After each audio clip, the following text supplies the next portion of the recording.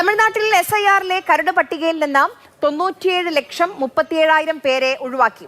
കരട് പട്ടികയിൽ ആകെ 5.43 കോടി വോട്ടർമാരാണുള്ളത്. ഗുജറാത്തിലെ SIR കരട് പട്ടികയിൽ നിന്ന് ഒഴിവാക്കപ്പെട്ടത് 73.74 ലക്ഷം പേരാണ്.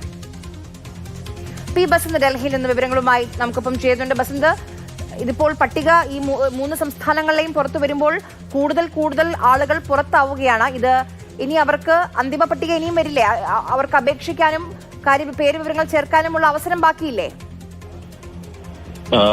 ആര്യ, ഇത് പുറത്താകുന്നു എന്ന് പറയുമ്പോൾ ഇതിന്ന് ഒഴിവാക്കപ്പെടുന്നത് മരിച്ചവരാണ്.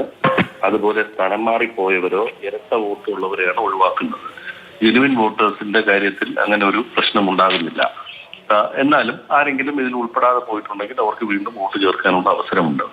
ഈ 97 ലക്ഷം പേർ പോയി എന്ന് പറയുന്നത് അതിൽ മരിച്ചവർ 24 അല്ലെങ്കിൽ 25 ലക്ഷമാണ്. 24.9 ലക്ഷം പേരാണ്. സ്ഥലം മാറിപ്പോയവർ ഏകദേശം 66.4 ലക്ഷം പേരുണ്ട്. അതായത് മദ്രാസ്, തമിഴ്നാട് വിട്ട് മറ്റ് സ്ഥലങ്ങളിൽ പോയി ജീവിക്കുന്നവർ. ഇരട്ട വോട്ട് ഏകദേശം 4 ലക്ഷം വരും, 3.998 ലക്ഷം.